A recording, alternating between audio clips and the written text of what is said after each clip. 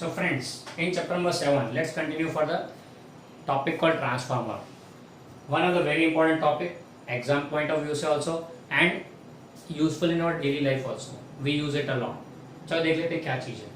तो ट्रांसफार्मर तो अपने वैसे तो देखा जाए तो it's a name which is very common to us in our childhood. We use to see the movies called transformer and हमारा फेवरेट मूवीज में एक था.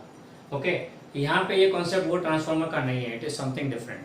ना बेसिकली सबसे पहले ट्रांसफार्मर में जाने से पहले लेट्स सी द नीड और इम्पोर्टेंस ऑफ दिस ट्रांसफार्मर. तो उसके लिए सपोज ये हमारा घर है, होम स्वीट होम, बराबर. हमारे घर पे हमें पावर का रिक्वायरमेंट होता है, इलेक्ट्रिसिटी चाहिए, तो हमें power supply company electricity supply करती है. कितना? तो हमारा नॉर्मल इंडिया में uses is 220 volt power. 220 volt पे हमको पावर चाहिए. कौन सप्लाई करता है? तो नजदीक का power house. We show this power house, ये नजदीक का पावर हाउस हो गया. ओके ये पावर हाउस से हमको जो सप्लाई होता है दिस इज पावर हाउस, जहाँ पे they generate electricity.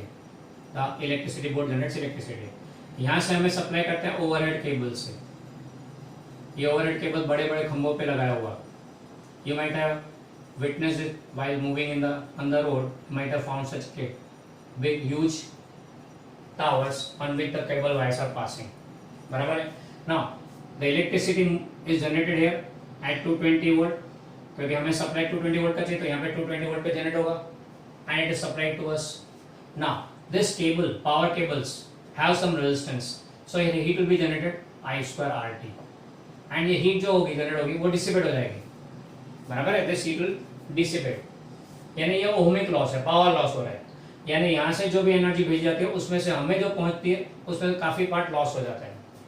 Estimated amount है कि around 40 to 50% power is lost while transmission to us. While transmission to us, almost 40 to 50% power is lost. AC use करते हैं, अल्टरनेटिंग करंट यूज करते हैं, तो भी लॉस तो थोड़ा रिड्यूस होता है, 10-15%, ज्यादा नहीं. तो स्टिल लॉस इज देयर. तो ये लॉस को रिड्यूस करना हो तो क्या करें? How to reduce this power loss? तो उसके लिए हम क्या करेंगे, यहाँ पे एज्यूम करते हैं, चलो हमारे पास 3 क्वांटिटीज आई स्क्वायर आर टी. तो सपोज टाइम कम कर देंगे, यानी एक मेथड है इस पावर लॉस को रिड्यूस करने का, reduce the time of giving the electricity. तो अगर बोर्ड को इलेक्ट्रिसिटी बोर्ड ऐसा करके आपको कम समय के लिए पावर दे, दिन में 5 या 7 घंटे, तो power loss can be reduced. But we know that in rural area also now 24 hours power supply is a requirement. Agriculture purpose के लिए, business purpose के लिए, and metro cities का तो कोई सवाल नहीं, they require 24 hours uninterrupted power supply. 24 hours uninterrupted power supply. तो टाइम को रिड्यूस करने का तो कोई सवाल ही नहीं होता है. अब हम उन अंधेरों में नहीं रह सकते जो पहले रहते थे. हम लोग, we were very poor country at that time, we were having this blackouts. We didn't have power for the full day. Parents और ग्रैंड पेरेंट्स को पूछेंगे तो बताएंगे बिजली तो ज़्यादातर मिलती नहीं थी, कभी कभार आए तो 2-3 घंटे के लिए आए, ज़्यादा नहीं. और वो पॉसिबल नहीं है क्योंकि we are progressing very fast. तो टाइम रिड्यूस करने का तो कोई सवाल नहीं होता है. दूसरा मेथड है रेजिस्टेंस रिड्यूस करें केबल का. अब रेजिस्टेंस रिड्यूस करना तो 2 फैक्टर्स हैं. R depends on, chapter number 3 में पढ़ा था. लेंथ रिड्यूस करें. लेंथ रिड्यूस करना मतलब घर को पावर हाउस के नजदीक में बने, तो एक पावर हाउस के नजदीक में कितना बड़ा शहर बच सकता है. क्लोज तो नहीं हो सकता, लेंथ तो बनेगी. या फिर हर घर के पास में पावर हाउस बनाओ, दैट्स आल्सो नॉट फीजिबल. तो दूसरा ऑप्शन है रेजिस्टेंस रिड्यूस करने का, increase the cross section. Cross section increase करें, रेजिस्टेंस कम होगा तो पावर लॉस कम होगा. पर क्रॉस सेक्शन इंक्रीज करना तो मोटे मोटे वायर यूज करने के. अब ओवरहेड बोर्ड, मोटे मोटे केबल तो इट्स नॉट प्रॉपर, क्योंकि तो नीचे लटक जाएगा. अच्छा, तो दूसरा ऑल्टरनेटिव है मोटे केबल्स को अंडरग्राउंड डालें. नहीं, this power is at a very high voltage, so can not be given underground. क्यों? क्योंकि there are chances of power leakage and that may affect the human beings, that may be disasters. Underground power line देना तो it's not advisable. तो resistance reduce करने के लिए दोनों के दोनों फैक्टर तो प्रॉपर है ही, तो रेजिस्टेंस रिड्यूस नहीं हो सकता. अगर मान लो तीसरा फैक्टर बचा है करंट को रिड्यूस करें. अगर करंट को रिड्यूस कर देवे तो देयर इज अ पॉसिबिलिटी. हाँ, फायदा है. क्यों? क्योंकि करंट का स्क्वायर है, तो स्क्वायर फॉर्म में इसलिए ज्यादा रिड्यूस होगा. If you reduce the current by half, power loss will reduce by square, यानी 1/4, 1/4 हो जाएगा पावर लॉस. कह रहा है कि नहीं? तो करंट को रिड्यूस करना एडवाइजेबल. अब करंट रिड्यूस करेंगे तो पावर का क्या होगा? Power is V into I. Current reduce कर दिया आपने, या आई स्क्वायर ले लो पावर जो हम सप्लाई कर रहे हैं, आई स्क्वायर आर. अच्छा, ये तो डिसिपेट v इनटू आई. तो अगर आप पावर करंट रिड्यूस करेंगे तो पावर रिड्यूस हो जाएगा, यानी जो हमको मिलेगा लो पावर में मिलेगा। लो पावर यानी क्या हुआ, ट्यूबलाइट भी नाइट बल्ब के जैसे चल रही होगी। 40 वाट के पावर वाली tubelight will also work as 8 watt night lamp. पंखा तो कोई सवाल ही नहीं होता चालू होने का, क्योंकि उसको तो वोल्ट 100 वाट जितना पावर चाहिए, तो वो तो 8 वाट में तो बेचारा हिलेगा भी नहीं पंखा। So low power is not advisable. तो फिर क्या करें, करंट रिड्यूस करेंगे तो पावर लॉस रिड्यूस होगा, पर सामने power reduce power of electricity reduces, तो दूसरा क्वाड्रेंट है ये मिस्टर वी को बढ़ा दो। करंट को रिड्यूस वी बढ़ा देंगे तो करंट रिड्यूस होगा maintaining the same power. Same power maintain करें तो करंट रिड्यूस कर सकते हैं, तो करंट को रिड्यूस करने के लिए वोल्टेज बढ़ा दो। आप देखो कैसे, यहाँ 220 वोल्ट से 2200 10 टाइम बढ़ा है, सपोज वोल्टेज 10 टाइम बढ़ा है। आप 10 टाइम बढ़ा तो करंट 10th पार्ट हो गया, करंट 10th पार्ट हुआ तो पावर लॉस 100 पार्ट हो गया, इन्हें सब्सटेंशियली रिड्यूस पावर लॉस। अब पावर लॉस रिड्यूस हुआ, अब ये 2200 वोल्ट वाला पावर सप्लाई घर पे दे दिया, you can not imagine also what will happen. 220 volt तो नॉर्मल सप्लाई है, वहां पे भी हमको झटके लगते हैं अगर घर पे,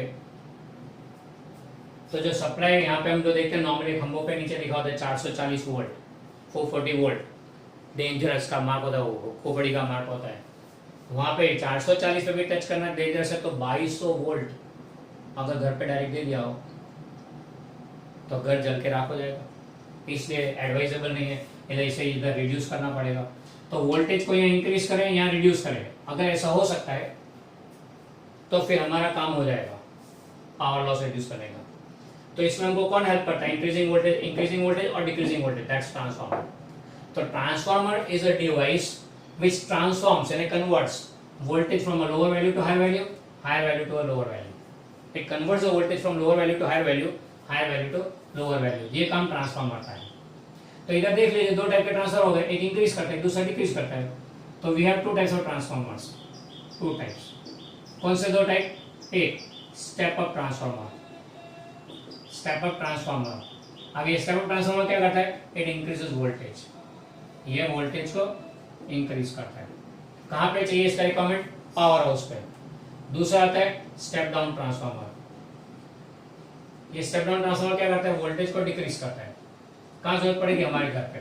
तो तुम बोलेगे अपने हमारे घर पे ट्रांसफार्मर होता है क्या, हर एक घर पे नहीं होता है, 10-12 घरों के बीच में कॉमन ऐसा ही सेम शेप का, एंड इधर नीचे सीमेंट का प्लेटफॉर्म होता है, एंड इसके ऊपर डिजाइन बनी होती है, लिखा होता है डेंजरस, बराबर है। ये वो ट्रांसफार्मर है। आपके घर के आसपास में देखोगे बाहर, अगर आप टेनामेंट्स में रहते हैं, बंगलों में रहते हैं, तो 4-5 बंगलों के बीच में एक होगा, 8-10 टेनामेंट के बीच में एक होगा। फ्लैट में रहते हैं तो फ्लैट के 2-3 फ्लैट के नीचे ऐसा बना के रखा होगा। एंड ये हमारे लिए यूजुअली इकट्ठा होने की जगह होती है, चिल्ड्रन अपने दोस्तों को, अपनी क्या बोलते हैं, अपने ग्रुप को इकट्ठे होने की जगह होती है। इस पे यूजुअली लिखा होता है, पर वो दिखता नहीं क्योंकि घिस के हमने खराब कर दिया होता है। नीचे ये प्लास्ट है, उसका हम लोग क्रिकेट के स्टंप के तरीके यूज करते हैं क्रिकेट खेलने के लिए। ये वही ट्रांसफॉर्मर है हमारे घर के पास में, जो वोल्टेज को हायर वैल्यू से लोअर वैल्यू रिड्यूस करता है। तो यहाँ हमारा काम, यानी तो you can understand what is the need of this transformer, importance of transformer. It increase the voltage, decrease the voltage as per requirement, step up and step down transformer. Okay, अब principle on which it works, ये transformer किस पे work करता है, कौन से principal पे। तो प्रिंसिपल सादा सीधा है, इलेक्ट्रोमैग्नेटिक इंडक्शन, या मोर एक्जैक्टली बोलो तो म्यूचुअल इंडक्शन का phenomena. It works on mutual induction. तो इसका कंस्ट्रक्शन देख लेते हैं, कंस्ट्रक्शन में कैसा है कि यहाँ पे एक सॉफ्ट आयन कोर लेते हैं, सॉफ्ट आयन का एक सा फ्रेम ले लेते हैं, सॉफ्ट आयन, इसके एक साइड पे एक कॉइल वाइंड करते हैं, जहां से हम लोग इनपुट देंगे, इसको बोलते हैं प्राइमरी कॉइल। प्राइमरी कॉइल से हम लोग इनपुट देंगे तो ये उसके 2 टर्मिनल हो गए, प्राइमरी का P1 P2, एंड यहाँ पे दूसरी कॉइल सेकेंडरी कॉइल, जहाँ पे हम लोग आउटपुट देंगे, secondary coil where we derive the output. तो इसके 2 टर्मिनल्स S1 S2। हाँ, remember this coils are not in continuous soft iron. तो सॉफ्ट आयन क्यों, अच्छा ये सॉफ्ट आयन दोनों के बीच से पास हो रहे हैं, इसको सॉफ्ट आयन कोर बोलते हैं। ये सॉफ्ट आयन क्यों, क्योंकि सॉफ्ट आयन की परमिबिलिटी हाई होती है, इसका परमिबिलिटी हाई होता है, मैग्नेटिक परमिबिलिटी। तो परमिबिलिटी हाई है, इसलिए क्या होगा कि जब यहाँ करंट पास होगा, इसमें से मैग्नेटिक फील्ड जनरेट होगा। When current pass to primary, magnetic field is generated, वो magnetic field is passing and connecting to it is linked with secondary coil. अब ये सॉफ्ट आयन कोर है तो 100% लिंकेज होगा क्योंकि उसकी परमिटिविटी बहुत हाई है, फिर link the flux to the maximum value. Okay, तो यहाँ फ्लक्स लिंक होगा। अब अगर यहाँ करंट प्राइमरी में चेंज होता है तो यहाँ फ्लक्स चेंज होगा, फ्लक्स चेंज होगा तो यहाँ पे ईएमएफ इंड्यूस होगा, म्यूचुअल इंडक्शन। एक में करंट चेंज, दूसरे में ईएमएफ इंड्यूस। ओके, तो ये इसका कंस्ट्रक्शन सिंपल, एक कॉइल प्राइमरी, दूसरा कॉइल सेकेंडरी एंड बीच में soft iron core. Reason for soft iron core, it's permeability is high and therefore it links maximum flux। Okay, इसका सर्किट सिंबल, सर्किट में इसको कैसे ड्रॉ करते हैं हम लोग, तो इसका सर्किट सिंबल कुछ ऐसा है, एक कॉइल, दो लाइनें बनाने की एंड फिर दूसरी कॉइल बना दो।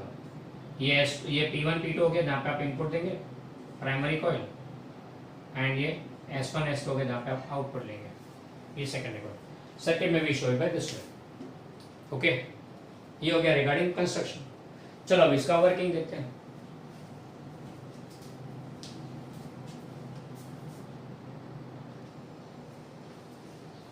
चलो आगे चले वर्किंग में। यहाँ ट्रांसफॉर्मर बता दिया, प्राइमरी कॉइल P1 P2, उसके दो टर्मिनल्स प्राइमरी कॉइल के, और सेकेंडरी कॉइल के S1 S2 टर्मिनल्स। ओके, अब यहाँ पे खास पहला पॉइंट यहाँ नोट करेंगे, it works on AC only, works on alternating current only, it does not work for DC। Transformer is not use for DC। क्यों ऐसा, समझ लो। यहाँ पे हमने करंट दिया, प्राइमरी में करंट पास किया, बराबर है, वो करंट के कारण यहाँ मैग्नेटिक फील्ड जनरेट होगी, and that magnetic field will be linked with secondary coil also. Secondary coil के साथ लिंक्ड होगा फ्लक्स, बराबर, एंड वो फ्लक्स सेकेंडरी कॉइल के साथ लिंक्ड है, ईएमएफ इंड्यूस होगा।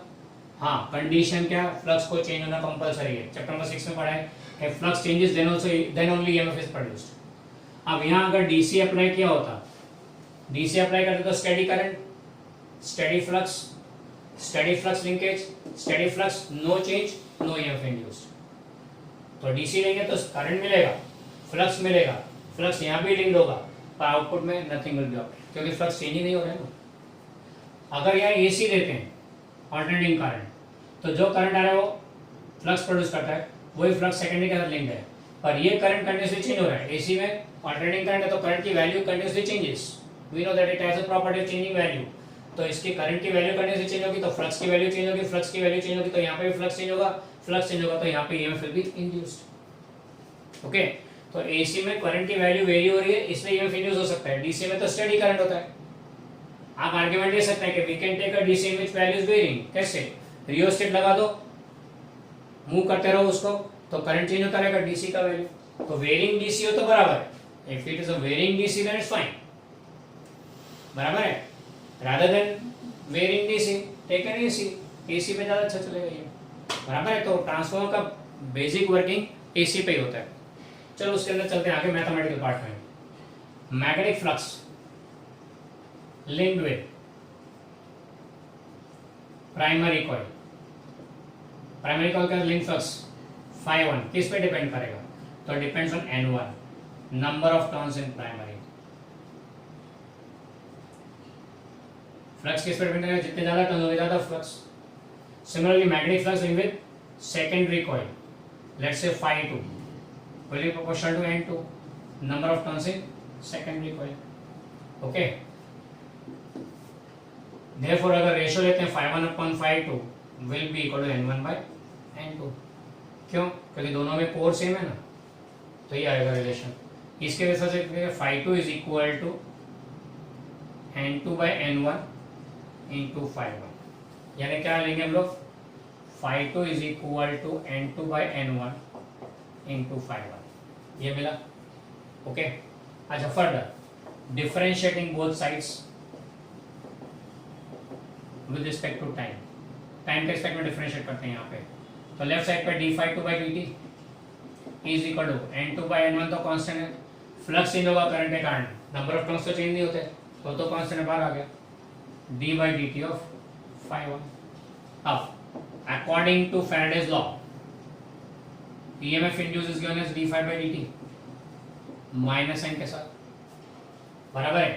तो φ1 ले लोगे तो E1 मिलेगा, EMF induced in primary, and φ2 लोगे तो E2 मिलेगा। ओके, तो d∅1 by dt is minus E1, d∅2 by dt is minus E2, तो माइनस E, तो देयरफॉर इक्वेशन क्या बनेगा, minus E2 is equal to N2 by N1 into negative E1. अब ये नेगेटिव साइन तो bye bye, तो बचेगा क्या, N2 is equal to sorry E2 is equal to N2 by N1 into E1, बराबर है. या फिर इसको लिखें सिंपली, तो E1 by E2 is equal to N1 by N2, यही हो जाएगा same. E1 by E2 is N1 by N2. अब when N2 is bigger than N1, N2 की वैल्यू N1 से ज्यादा है, तो मतलब क्या होगा, N2 by N1 is bigger than 1. ये रेशो ज्यादा आएगा, 1 से ज्यादा होगा. 1 से ज्यादा होगा तो E1 will be bigger than E2, E2 will be bigger than E1 in that case. ये अगर 1 से ज्यादा है रेशो तो मल्टीप्लाई, सपोज 2 है तो 2 टाइम्स E1 होगा, यानी E2 will be bigger than E1. यानी कि आउटपुट में मिलने वाला voltage will be more than input वाला वोल्टेज. आउटपुट में ज्यादा वोल्टेज मिलेगा, इनपुट में कम, बराबर है. यानी अंदर इनपुट में कम वोल्टेज दिया, आउटपुट में ज्यादा मिला. इनपुट में कम वोल्टेज दिया, आउटपुट में ज्यादा मिला, यानी वोल्टेज बढ़ा ना, इंक्रीज हुआ. तो ये कौन सा हो गया, स्टेप अप ट्रांसफॉर्म हो गया. तो स्टेप अप ट्रांसफॉर्मर में क्या होता है, N2 is bigger than N1, number of turns in secondary is more than that in primary. ये फिगर उसी को इंडिकेट करता है. अगर number of turns in secondary is more as compared to that of primary, we find that output में ये ज्यादा मिलता है, इनपुट में कम मिलता है, तो that becomes a lower voltage to high voltage transformation. That's called step up transformer. Reversely, when N2 is less than N1, तो N2 by N1 will be less than 1, तो therefore E2 will be less than E1. यानी output में कम मिलेगा, तो therefore this will be a step down transformer. तो step up step down transformer में है क्या चीज, खाली नंबर ऑफ टर्न्स का फर्क है. अगर यहाँ कम ट्रांस है एंड यहाँ ज्यादा है, इनपुट में ज्यादा है तो ज्यादा ईएमएफ दिया, आउटपुट में कम है तो कम ईएमएफ मिलेगा. मतलब क्या हो गया कि high voltage to lower voltage reduce हो गया. That's called step down transformer. तो स्टेप अप में स्टेप डाउन ट्रांसफॉर्मर में फर्क क्या है, नंबर ऑफ टर्न्स का ही फर्क है. तो this ratio of number of turns is a very important quantity. इसीलिए इस नंबर ऑफ टर्न्स के ratio N2 by N1, output upon input, यानी सेकेंडरी का number of turns upon primary का नंबर ऑफ टर्न्स, ये रेशियो को बोलते हैं small r, and that's called transformer ratio. Transformer ratio. तो आप अगर जब ट्रांसफॉर्मर लेने जाए तो हमेशा ट्रांसफॉर्मर रेशियो बोलना होता है कि 100 या 1000 जो भी आपको चेंज करना हो तो. And when you create a transformer, at that time you first fix the transformation ratio and then you create it. Accordingly you adjust the number of turns, तो आपको अकॉर्डिंगली वर्क मिलेगा. तो sir step down and step up step down दोनों अलग चीज होती है, दो अलग ट्रांसफॉर्मर होते हैं? नहीं, एक ही ट्रांसफॉर्मर है. आपने रेशियो ले लिया 100 का, तो एक में 1 है तो दूसरे में 100, दूसरे वाले 100 टर्न्स होंगे, तो आप 1 को इनपुट में यूज करेंगे तो स्टेप अप हो जाएगा ये. एंड अगर उल्टा रख के 100 को इनपुट में यूज करेंगे तो स्टेप डाउन हो जाएगा. है same thing, it's transform is 1 only. उसको 1 टू यूं रखो एंड यूज करो, तो ये अगर स्टेप अप है तो यूं कर दो तो स्टेप डाउन हो जाएगा, उल्टा कर दो तो स्टेप डाउन. बराबर है. तो स्टेप अप स्टेप डाउन दो अलग टाइप के ट्रांसफॉर्मर नहीं होते. ट्रांसफॉर्मर एक ही चीज है, रेशियो पे डिपेंडेंट है. कि 100 वाला ट्रांसफॉर्मर ले लिया तो यहाँ पे 1 टन है, ये 100 टन, बड़ा ऐसा है. अगर आपने 1 को इनपुट में रखा है तो 100 आउटपुट में आएगा, यानी कि स्टेप अप हो गया. आपने 100 को इनपुट में रखा है तो 1 आएगा आउटपुट में, स्टेप डाउन हो गया. ओके, तो ट्रांसफॉर्मर को उल्टा रखो, सेकंड एंड प्राइमरी टर्मिनल्स को अदला बदली करो, that becomes step up to step down to step up. Okay, so that's the case only. That's a game. So here it is important. This transformer ratio is very important in case of transformer. Also, in ideal transformer, no power loss. Power loss बिल्कुल नहीं होता है ideal transformer में. यानी कि input power is equal to output power. Input power कितना है? तो E1 into I1. Power and voltage into current ना. Output power is E2 into I2. तो therefore E1 by E2 का फॉर्मूला क्या आएगा? E1 by E2 is equal to I2 by I1. ये ideal transformer के केस में. Okay, अगर सारे रिलेशन लिंक करूं तो एक रिलेशन यहाँ से उठाते हैं, दूसरा रिलेशन ये उठाते हैं, तीसरा रिलेशन ये उठाते हैं. यानी क्या बनता है, देखो ध्यान से, phi1 upon phi2 is equal to N1 by N2 is equal to N1 by N2 के कौन कनेक्ट है? E1 by E2 और E1 by E2 के साथ I2 by I1. करंट का रेशो उल्टा है, बाकी सारे सीधे हैं. ओके, ये लिस्ट ऑफ फॉर्मूला हो गया ट्रांसफार्मर का, बस यही फॉर्मूला कोड नहीं है और कोई नहीं है। Clear about this? हाँ, last order relation will hold only if it's an ideal transformer, no power loss हो तो ही आएगा, नहीं तो नहीं। तो हम जो पढ़ाई में लेते हैं, हम लोग जो सम्स में लेते हैं, वो नॉर्मली आइडियल ट्रांसफार्मर लेते हैं। इवन इफ इट्स मेंशन्ड और not, you have to take ideal transformer. Okay, clear? तो आइडियल ट्रांसफार्मर यानी क्या? आइडियल मतलब आदर्श, ऐसा हकीकत में होना जरूरी नहीं है। तो in reality what happens, some of the energy is leaking out, power तो लीक होता ही है। क्यों? रीजंस मैंने आपको दिए हुए हैं, आप देखेंगे तो आपको मिल जाएगा कि लास्ट में रखा है explain reasons for energy losses in transformer. एक तो फ्लक्स लीकेज, यहाँ से यहाँ फ्लक्स लीक हो रहा है पर थोड़ा बहुत बाहर भी जाएगा। Secondly resistance of winding, winding के रेजिस्टेंस थोड़ा एनर्जी वहाँ भी डिसिपेट होगा। ट्रांसफार्मर हीटअप होता है तो हीट के फॉर्म में लॉस हुआ पावर का। एडी करंट्स तो है, वो तो रहेंगे क्योंकि सरफेस है थोड़ा। Further hysteresis also gives the magnetic energy loss per unit volume. तो ये सब रीजंस के कारण energy is lost and 100% power consumption, 100% power transformation नहीं होता है, बराबर। इसलिए in reality output power is always less than input power. Output power is in reality P2 is always less than P1. Only in case of ideal transformer, P1 is equal to P2. P2 is equal to P1. Only in case of ideal transformer. क्या output power नहीं input power same होता है? बाकी in general transformer में power loss होता ही है, and output power is always less than input power. Clear? I hope concept of transformer might be clear to you. Just go through the notes, कहीं पे तकलीफ पड़े तो मुझसे मैसेज करें। Okay, so that's regarding transformer.